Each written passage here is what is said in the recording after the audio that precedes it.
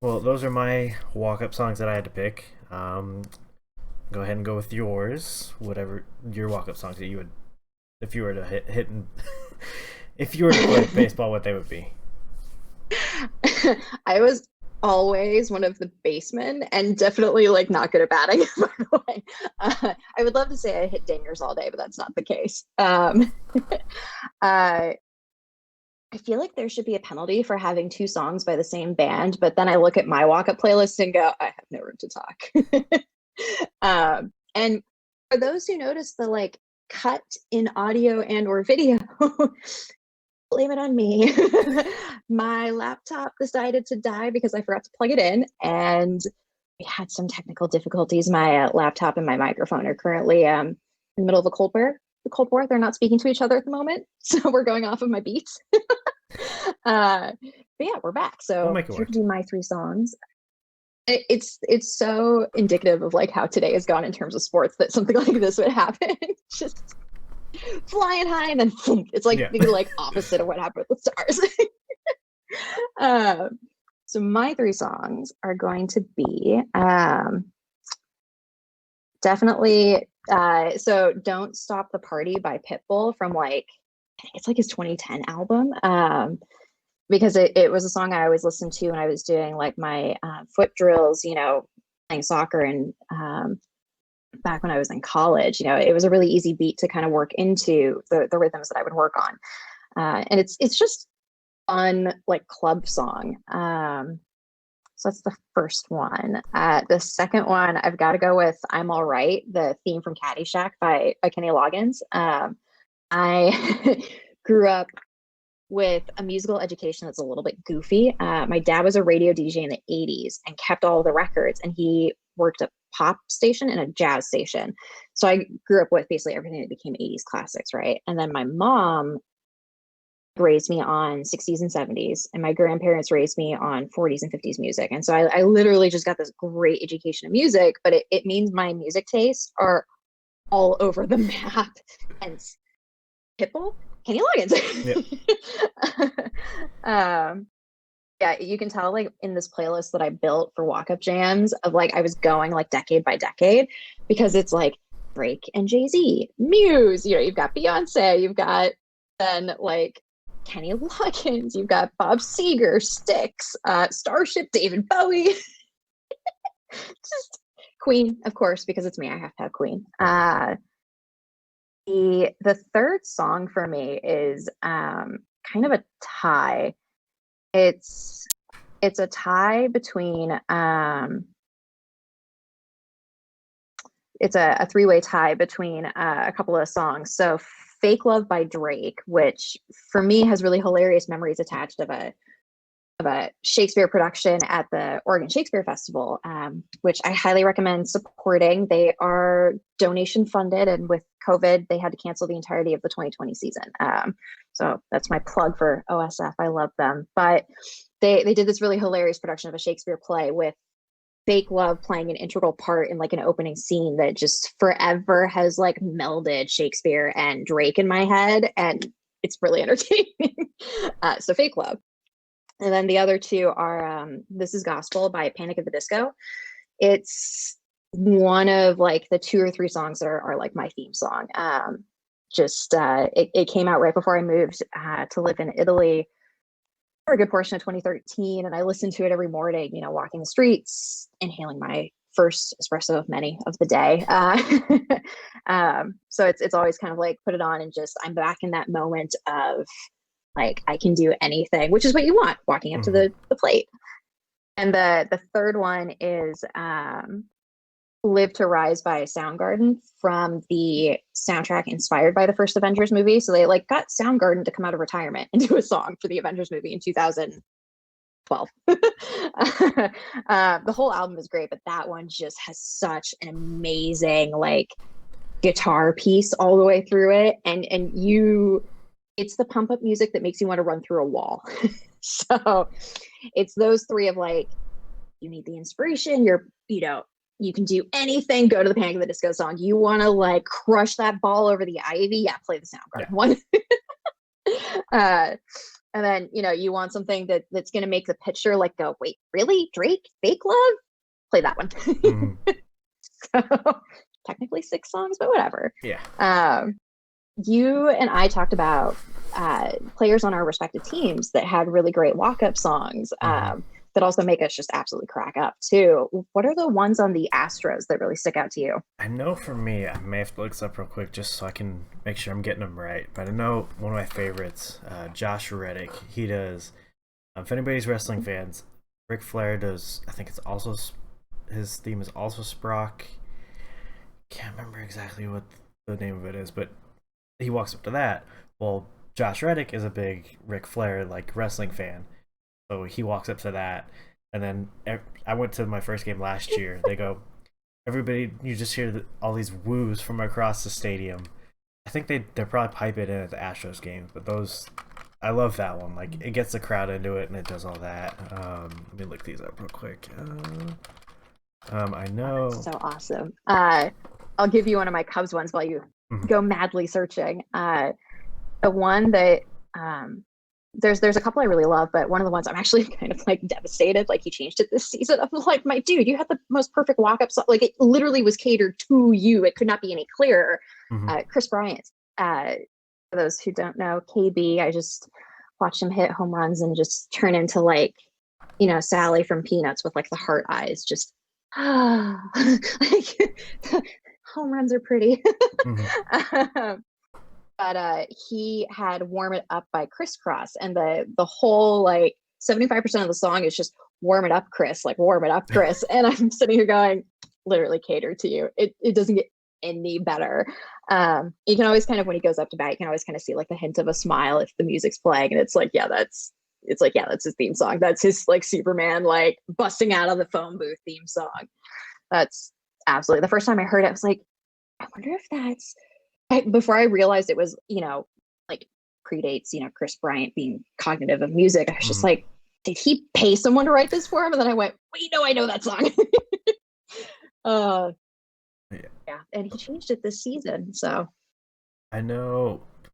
I don't think I've ever been there for a Justin Verlander start, so I can't attest to this personally. But I know, at least on their website, he has "Till I Collapse" by Eminem, which that's a classic.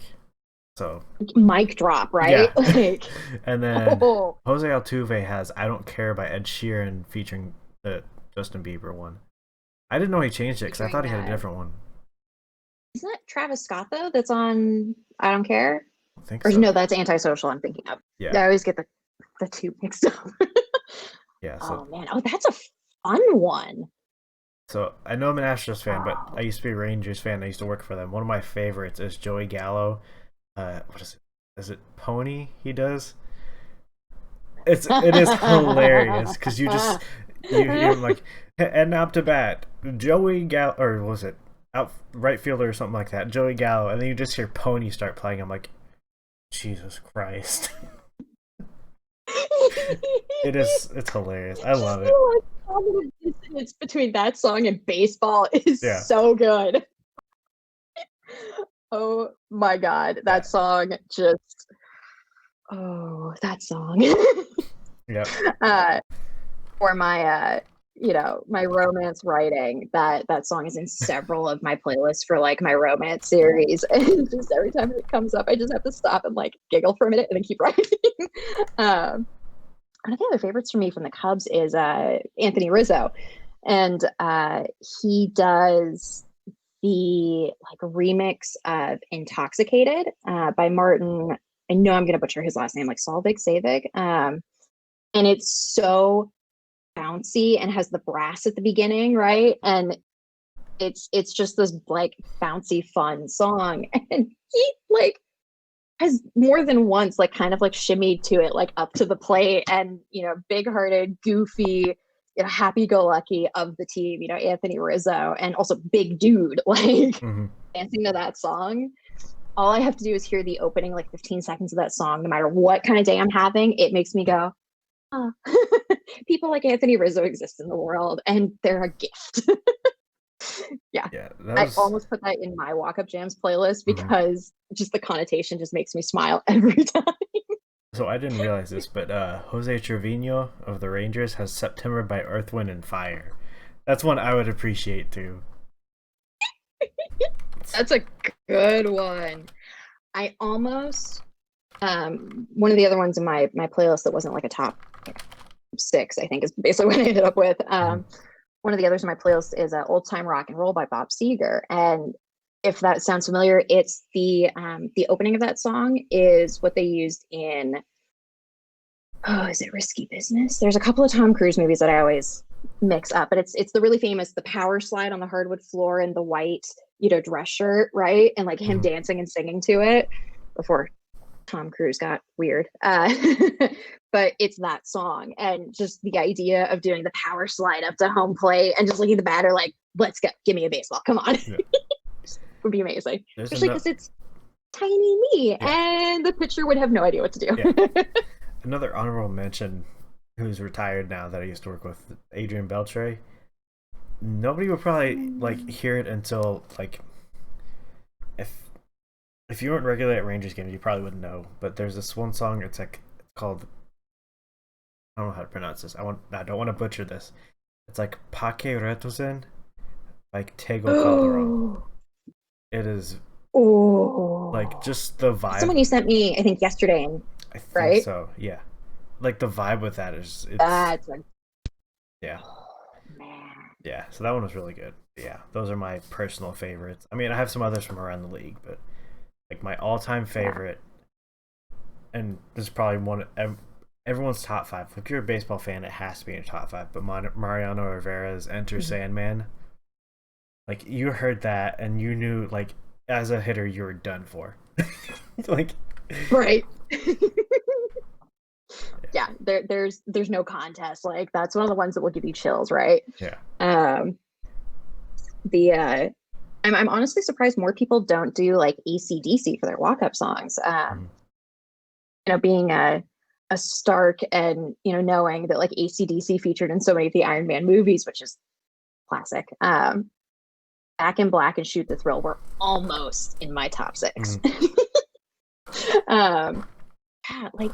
Like one of the things I love about walk-up songs is they're across all genres. Like there is, like, you can kind of see some themes like musically in them, in the team, and you can kind of tell like the friendships between guys because of the songs that are similar. You can tell they listen to the same thing, but they're also individual, that it really is like that thumbprint from each of them on home plate. And just so much fun. I would pay money to see music videos of these guys in quarantine dancing to their walk-up songs, like just of them doing something absolutely goofy, like the Macarena, but socially distanced, like to these songs. Yeah, that was actually one of my zingers I had about the Astros in the script we put together before I threw it out the window because of the Dallas game. It was just like, you've been talking about the Astros all week. Like, what happened? Did they like crack in the third inning and like do the Macarena at center field? And I just sat there after I wrote it, looked at myself, went, and then Dylan's gonna kill me. Oh my goodness. I was sitting like getting that out like at physical therapy yesterday, in the final 15 when I was on ice and had the like electrodes on my knee. It was just like knurling. I did like 4 pages of my notebook of like, the transitions and like the topics and the stats and things I wanted to include, and was so excited. And then after the end of the Stars game, I just remember looking at my partner and going, shit, I have to throw our entire script out the window. There's no way we're saving the Stars until the back end. Yeah. Oh, absolutely. Oh. Yeah. The podcast is a work in progress. We'll find a plot, narrative, and outline that we can stick to regularly. It's a work. It's episode 2. Cut us some slack, guys. Yeah. It's 2:30. The other, I know.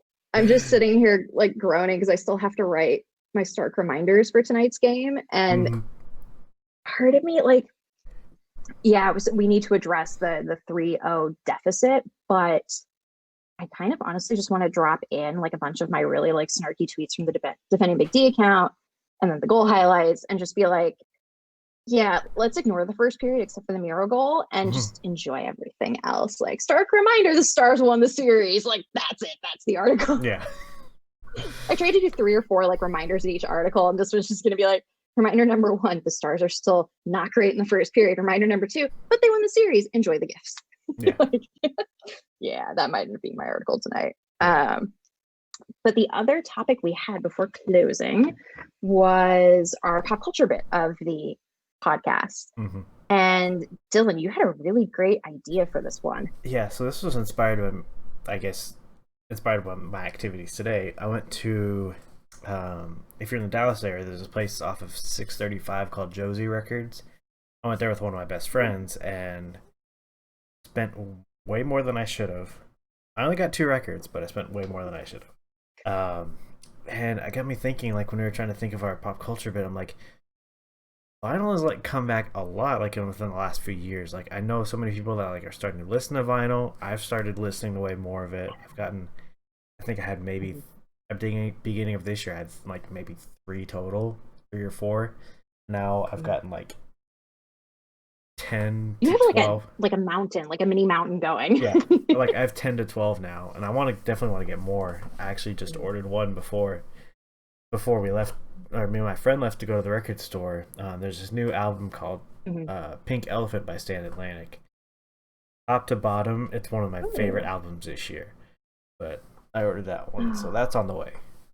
But yeah, it's just the comeback of vinyl is like something that it's really been interesting to watch, because you see it, that's like all I had before cassettes and CDs. Like, I had was vinyls and these big giant record players, and just seeing now like people my age, and it's mainly around like our age and like a little bit younger, but not very much. People are like back into vinyl. Like, I'm not really seeing it as much in like the 15 to 20, maybe the upper teens, but like it's really kind of, if it's not I'm gonna get so much crap from anyone who's a Gen Zer watching this, but if it's not a TikTok viral song, nope. Yeah, like not happening. A lot of people my age are like starting to be back into vinyl. But yeah, I have.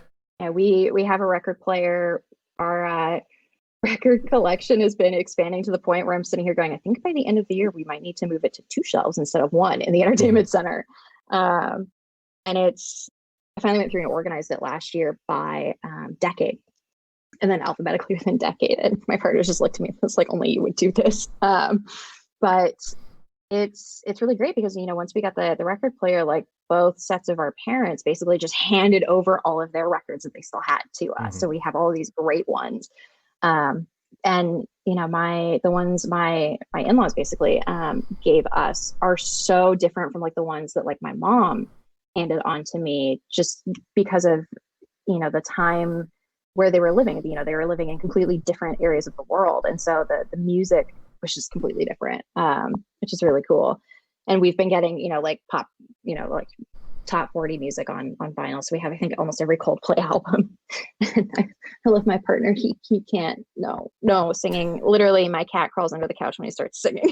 Just she's dad's girl. Like, my cat will literally run and follow in his footsteps. And that's the one point where she kind of gives him the look of like, Dad, I draw the line. I have a headache. I'm going under the couch. Yeah. It breaks my heart as a former choir kid going, we'll never get to do a harmony or a duet. Nope. I mean, we can. It's just not like Twitter would like ban me for like indecency just because of the noise. If he watches this, he's gonna just like exile me to the couch for a moment. But yeah, so with his birthday today, I got my mom to buy him one of the Adele albums, and in the video I took of him unboxing it to send to her, I said, I turned him, I said, now you can, sing with Adele. Just give me enough warning for earplugs and for Charlie to go under the couch. And he just giggled and goes, how much time do we have before the Stars game? Can I put it on now? And I just no. Oh, good. Not had enough ibuprofen. Yeah. I definitely would have bought Go ahead. I would definitely would have bought like more albums than I did today, because the 2 I bought today were Notes on a Conditional Form by the 1975. Like, I've wanted that one ever since it came out. And then I think I bought this. I think it's like, I don't know if it's, I want to say it's illegal, but like it's from Argentina, and it's like his Ed Sheeran's live Glastonbury 2017 performance. But it was like $22. Out. But I looked on Discogs and it said this is blocked from being sold. I'm like, hmm, Hmm. that makes me curious because like it's not smooth transitions, but it cuts off after every song. But yeah, those ones. And then I saw what was it? My friend actually got the Guardians of the Galaxy Volume One Awesome Mix, I think is what they call it. Oh, that is such a good And one. then I almost got Volume Two because there were a couple ones on there that I like better. Like, how was it? Oh, I remember if I heard the name of the song, I remember it. Blue Sky by Electric, uh, by ELO. Oh, I know. I know which one you're talking about. Yeah, Yeah, I almost bought that one, that's and a then good one. there's another one. I almost bought the new Halsey album, newest one. Manic, I think it's what's called. Nice. Because I Mhm. got introduced to Yeah. that like late last year once it first got introduced, once it first got released, and oh my Mhm. god, if you haven't listened to that album, uh, it's just there's so much emotion behind it. And then that and And so many different emotions too. yeah, Of the like Nightmare is just oh yeah, yeah, just power. And then the one of you know, the you're gonna regret, you know, basically screwing me over someday. I mm, can't remember the name of the song, but it's towards the end of the album, basically talking to, I think it's basically cheesy of like, you screwed up big time, buddy. yeah, You had Halsey. Like yeah. One of my favorite ones is You Should Be Sad. I think that's one of the that's it. That's the one I'm yeah, thinking of. Yep. yeah, Yeah. yeah, that She's amazing. yeah. And then there's a fourth one I almost got, the Transformers. Oh, what was it?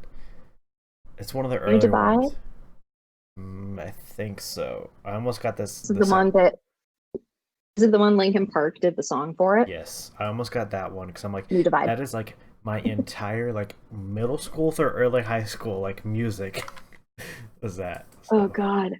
I just there goes the gray hair again. I forget that there's as much like of a gap in age between you and me as there is between me and my partner. And I think what you just did to me was karma for what I've done to him for years and actually did earlier this week of like I made a reference to a Britney Spears music video. I think it was Hit Me Baby One More Time and blank look on his face, right? Because he didn't come to North America until 2000. And so like anything 2000 or earlier just completely missed, right? So we went on this like spiral YouTube spiral of just like music video after music video. But I started with that one and said, God, this was such a hit when I was, you know, a certain number of years old. And you literally can just see the eye twitch forming. It's like, don't say that. My favorite for years has been God, Sexy Back was such a hit my sophomore year of high school. Like our, you know, our dances, this was like our clubbing song. And he literally shudders and goes, please don't say that I was clubbing to this in Toronto in actual clubs in university. And I'm like, uh-oh. Whoops. the kids have done that to us a few times actually, like on the way home from games of, you know, like the kids will be like, oh, I've got one for you that you'll recognize. And they put on Sexy Back. And the one I always torture him with, and they go, it's this song is so good. It's such a shame. It's just so old. It's a classic. And you hear both of us from the front seat go, no. The first time they both saw the record player in the house, they went, oh, so that's what you need to use for vinyl. And you know, just looked at each other and went, teenagers. Yeah. Nope. Yeah, it's like we had our musical horizons expanded with them in the house, and it's really cool. But there are moments where I very much just put on like the old Coldplay, you know, albums. You know, when they would be on like a road trip and just crank it up for like Fix You or like the, you know, the Scientist, and Mm. just revel in it and go. There's no chirping, no like ageism. It's great. Uh, Yeah, it's really fun. It's become a tradition with us for birthdays and Christmases and anniversaries of you know, hunting down, you know, different vinyls, you know, kind of, you know, out of the woodwork. For like for me, he doesn't get me vinyls, I get him vinyls. He knows to just get me books. Just books. Every Christmas. What do you want? Books. Like here's my Goodreads want to read list. yeah. Like have fun. But you know, kind of thinking back and going like, this artist he's been playing lately on his phone, or like what YouTube video did he pull up? And like that's how Adele happened. It was, you know, my mom going, what do I get him? And I was right? We ended that YouTube spiral with him singing Adele. Regrets about that. Quietly ordered the album. He just grinned. He's like, I can't wait to play this on the weekend and sing to Rolling in the Deep. And the look on my face was, I love you, but I'm crying inside. Yeah. Love it, but pain. Lots of ear pain. I would also like to point out, like, willingly doing this knowing like audio stuff sets off my migraines if I have a headache. So I did this to myself. But Yeah. also it's like 10 to 1 in the morning. The night after my partner's birthday. We haven't gone to sleep. It's still his birthday. He's in the guest room sleeping because I'm recording in the master. Whoops. Sorry. I told him, like, when the Stars released like the time for the games, like, are you kidding me? Like, your birthday and the Democratic National Convention and the Stars are like smack in the middle of all of it. And he's just like, okay, I wanted to celebrate on the weekend anyway. It's a Thursday. Like, who granted, it's quarantine, party on a Thursday, whatever. But in our house, the two of us. But yeah, I was like, okay, we're gonna barbecue this weekend, have a few people socially distant on the back porch. But there's something just incredibly perfect about ending his birthday of him nearly concussing himself in the shower over a hockey game that does not involve the Toronto Maple Leafs, and then sleeping in the guest room, not because like we fought or anything, but because he's like, you do your career stuff, like, go do the sports thing, I got you. Yeah. The nicest little Canadian. Yeah. Yeah. Oh. Are we gonna be able to sleep tonight after those 7 goals? Like, I still just hear like the commentators in my head going, oh my god, hat trick for Dennis, and I'm happy. Yeah, it's weird with the Stars broadcast, because I think you watch the national ones, don't you? Yours? Yeah, I'm blacked out for the others unless I want to get like an illegal stream. Yeah, Which sucks because I have to sign up for Hulu Live TV for basically like the length of the playoffs every year, and it's getting more expensive every year. Yeah, because all I'll hear every night is just Josh Bogart going, and he scores. I'm like, it's weird though, because like you don't hear anything for like a couple seconds, and a little goal horn goes off. So I like look over, I'm like, he scored. Oh, he scored. Okay. But yeah.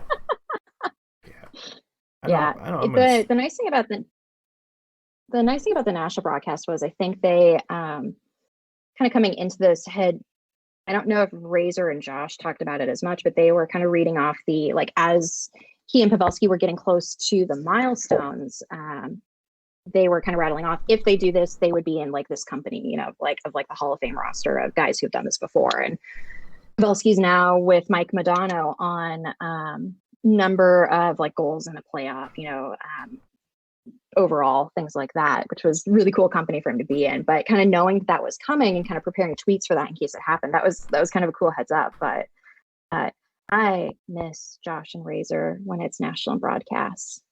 And every time I see, when I build the game day threads and it's like NBCSN and Fox Sports Southwest, and I'm like, yay! Oh, it's gonna be blacked out. Yeah, and I know after today's game, actually, like, Fox Sports Southwest is done, unless like you're in the local area and you want to listen to the radio. That's it for Josh and Razor, unfortunately. Which I tried to do for game, I think it was 2, because that was with the Tampa Bay game, because they weren't on NBC. Mm-hmm. They weren't on NBC, so they got bumped to a channel that like is not in any Hulu Live TV package unless you do all the add-ons, which is just nuts. So I tried to pull up the broadcast for them on the radio and watch it on the TV, and they were out of sync more than the 7-second delay. And it was driving me nuts because I would hear Josh and Razor just like narrating the daylights out of what was going on. And it was great. And I could visualize it, but the play was like 15 seconds behind in the video. And so I could watch it building, knowing, kind of them telling me what was coming. But it was so hard to try to tweet with that I just ended up. Thank you for the links, by the way. You're welcome. I'm not saying anything further on a recording, but yeah, I got you. Yeah. I'm looking forward to hearing them next fall. But that will be their setup too from the recording booth. Have you seen the shots that they do sometimes during the game? of showing what their setup is like in the broadcasting booth. I think so. That is cool. Yeah. For those listening or watching, the shots they show is they have basically like a standing desk for each of them, and they're more than 6 feet apart in the shot, it looks like. And they've got just like the wall of monitors like you would see like in like CIA headquarters in like a Jason Bourne movie, right? Just wall of them for each of them. And then they're standing there commentating, and it's so funny because they have cameras mounted looking at their faces, and so they'll cut to one of those cameras. And I remember Razor during the first game going, it's very odd. I feel like I'm at Best Buy trying to determine which TV to buy, and I'm not sure where to look. It's really adorable. But they just flawlessly, adjusted to this new way of broadcasting after being only ever having to broadcast one way, right? And it was really cool to see that they did a really good setup, a safe setup, that the guys just, pure class. There are none some of my favorite commentators in the league. That said, Dallas is facing Colorado next.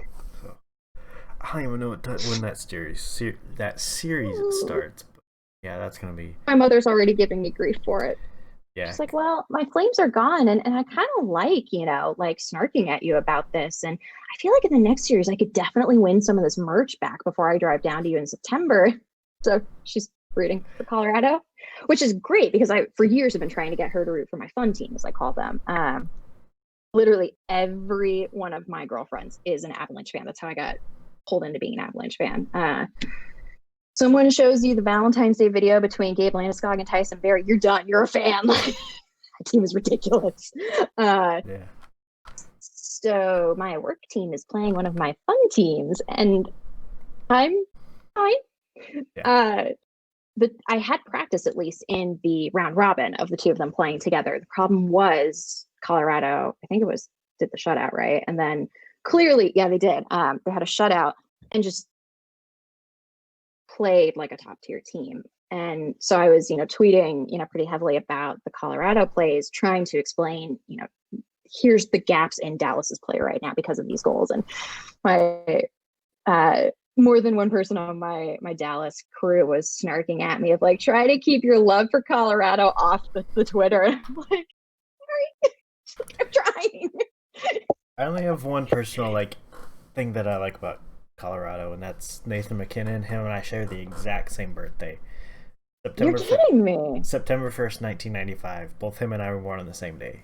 So one, you're actual literal children, and I more gray hair, thanks. I forgot how young Nate Mack is. Yeah. He is so funny. Like, I feel like half the time, like, my partner doesn't retain the tidbits I tell him about hockey, of like the quotes coming out of like interviews that are so freaking hilarious. Apparently he has retained some of that, because tonight he comes, walking by and goes, "Boys are hot, huh?" And I'm like, he just quoted a Tyson Barrie thing at me. Brain explodes, right? All I can think is like, Max they're on a heater. They are riding that heater, him and Kadri. Arash is also going to be rooting. My partner's going to be rooting for Colorado because they have his former, favorite Leafs player on the team. I'm outnumbered in my own house. Even the cat likes Colorado more. Yeah, I think it's because I yell less when I watch Colorado. So she's like happy. It's like baseball. I can sit and watch it and take a nap with mom. And when I'm watching Dallas games, there's just like waves of like stress emanating. Yeah. So yeah. We'll see when that. It'll be an interesting series. Yeah, we'll see when it starts, and probably start before we record this next one. That's what I'm wondering, is because they're going to be playing, I think, until Sunday for the game 7s. So they might start then like that Tuesday or Wednesday. All right, predictions. What do you think the final of the series is going to be? Oh, I really, really want to say Colorado, just because how I've seen them play. They're on a roll, but there's something that is like in me that, yes, they're on a roll, but like you've seen not only in hockey but in baseball too, there's like ebbs and flows. I feel like Colorado may just hit a wall at some point.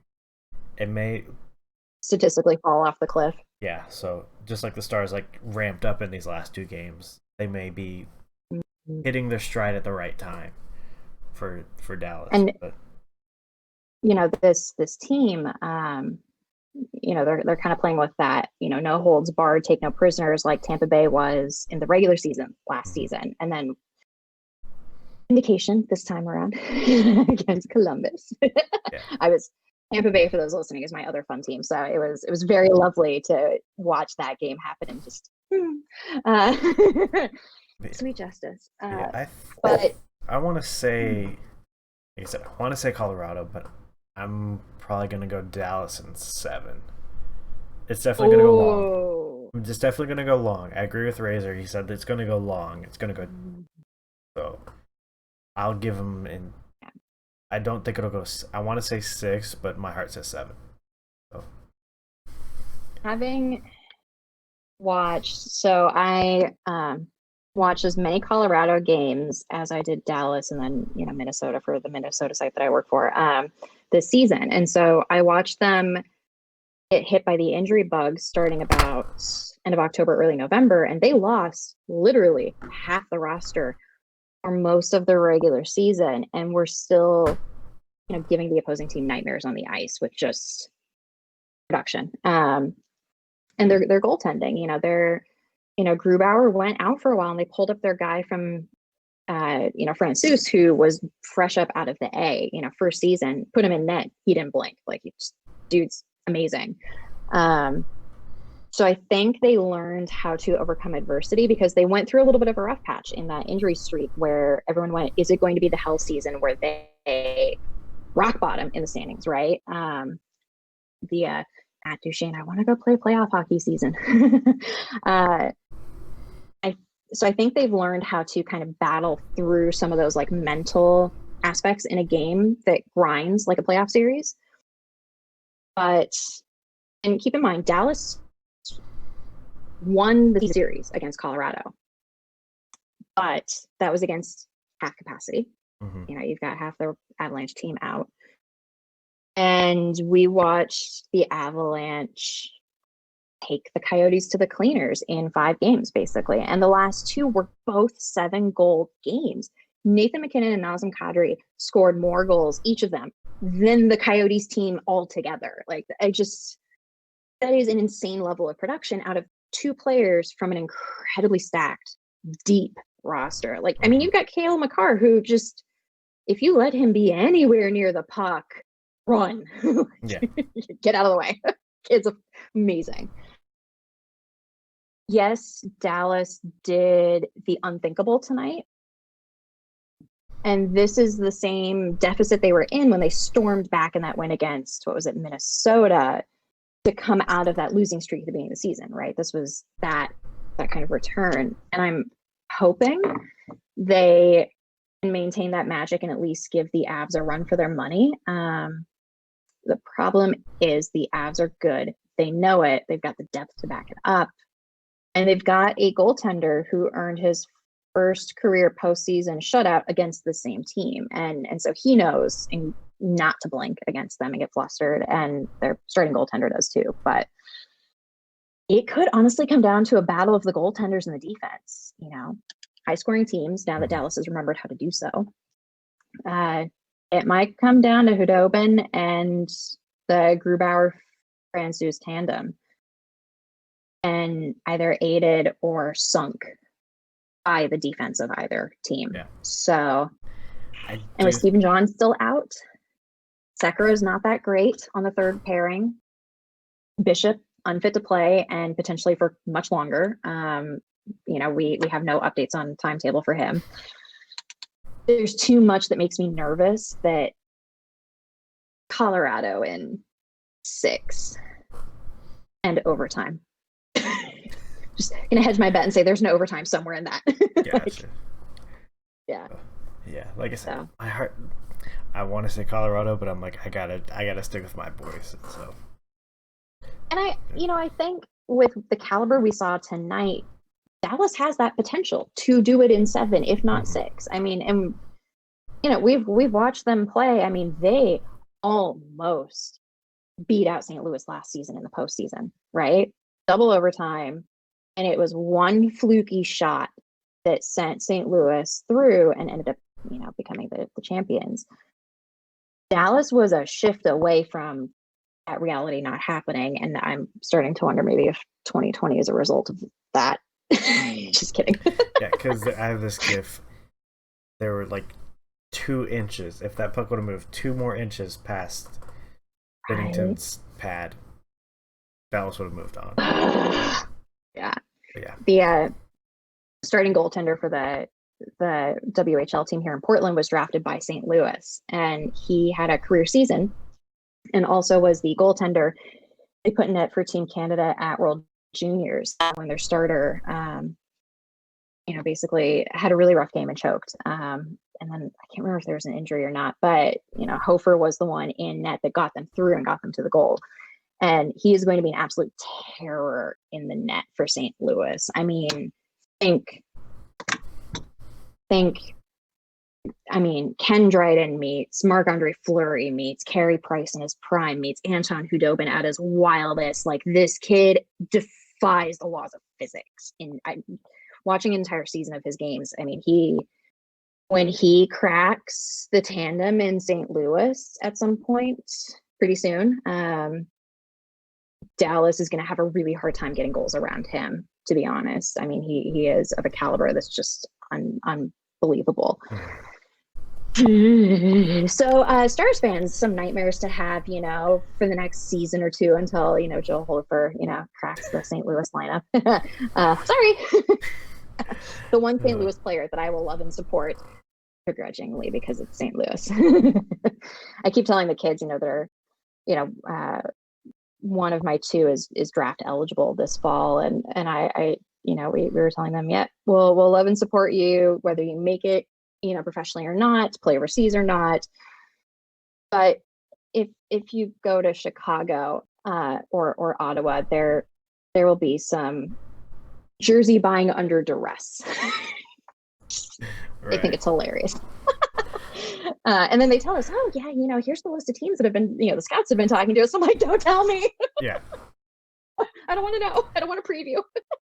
But yeah, so St. Louis almost crumbled to Dallas last year. So I think Dallas has that capability to hold their own against a team that's riding that heater, right? Mm-hmm. But thanks. Yeah, we'll see. Then again, this is the same Colorado team that went to the Stadium Series riding an incredible wave of offense. And before my eyes, in single-digit weather in the Rockies in that stadium, choked to a first ever hat trick in the Stadium Series to the Los Angeles Kings. Flames set in my face. Yeah. Granted, it was icicles on the side of my face that night, but literally, I thought I would never be warm again. Game killed me in so many ways.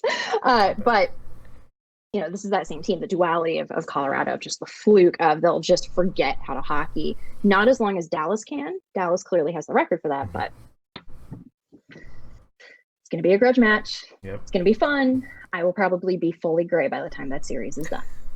Yep. I have not covered these 2 teams meeting in the postseason, and their season series is tense enough already. The next few podcasts for the next few weeks, sorry listeners, but you might be seeing me at a crossroads in my life of going, sports, why sports? Yeah. Having existential crises because of hockey, which 5 overtimes, in a Tampa Bay game also induced that. Yeah. I was literally reading like Kant and like Nietzsche philosophy quotes during those intermissions because my brain was just melting watching that game while covering the Dallas one too.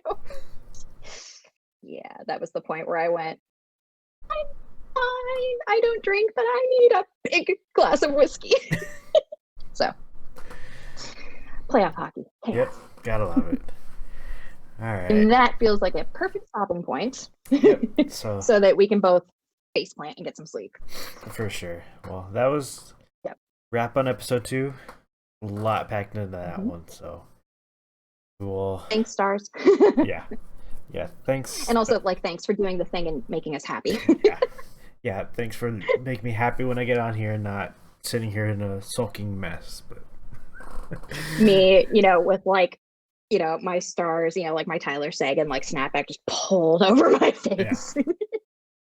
That man's getting a goal at some point in this postseason, and I am going to I'm already in the Sagan shirt. I'm going to put on the Sagan jersey over it, the Sagan snapback, and just be like, yo, my man is back. Yeah. Anyway. Yeah. All So right. stay tuned for episode 3 next week, which we will record Wednesday night, barring craziness in the world of sports. And thanks for tuning in. Make sure to subscribe if you're watching this on YouTube. If not, go to Dylan's YouTube account to hit that little cool subscribe button and then the bell next to it to get notifications when we post these videos. And Dylan, what's your YouTube handle for those listening? Should just be Dean Adders, the same as every other one of my social media handles. So that is the same for that. Awesome. Been trying to line all that up, so change the YouTube to that. So yeah, and then I will be putting the audio version as a link in the description below. So follow that if you don't want to watch it, you don't want to see our faces, or if you're busy and want to listen to it on the go. Or driving. Yeah. Like if you're driving, please do the audio version. Yeah. We beg you. Yeah. we encourage you. Sure. And which platforms are we on now for the podcast? I feel like we're like dipping our toes everywhere. I think it's just SoundCloud right now. So SoundCloud. Hopefully, always a good choice. Yeah, hopefully we should have maybe try and submit it other places, but we'll see. Yep. And we also need to do the Googling of through Google, how do you get on Spotify podcast? Yeah, exactly. So yeah, that will be fun. So you can find me on Twitter at Logan Stark Chell, CHEL, because, Alberta hockey, Chell instead of NHL. Puns. Yeah. Because apparently, like, Logan Stark NHL is not an available username, and I just want to talk. Whoever has that username. Oh, unfortunate. And Dylan can be found at D Natters everywhere and anywhere. If you just true fact, if you just say D Natters 3 times, he just like poof appears with like a DSLR camera. The bat signal for Dylan is just a Canon. I love you, but not your camera choices. A Canon, broadcasting to the sky. Nikon. Mine is sports. Yeah. That's my bat signal. Yeah. The only thing that's not D Natters is my Twitch. Which, if y'all want to go and follow me on there, I do live stream occasionally. So, add a 23 to that. Natters 23. 23. Yeah. Trying to get that off. So. We need to do once we get some fans of the pod, friends of the pod, as the Crooked Media guys call it, we should do a live pod on the Twitch channel, like during a playoff game or something. Yeah. Just pick a random playoff game that isn't the Stars and just have fun and interact with the comments and see how wacky we can get commentating on a game. Yeah. All right. More to come, but that's for episode 3 and beyond. All right. Everyone, y'all have a good week. Be good to each other. We'll see y'all next week. It's a Friday, but it's late. We're not sure what day it is anymore. Yeah. I'll put a wrap on that one. So. Goodbye, everyone. Bye.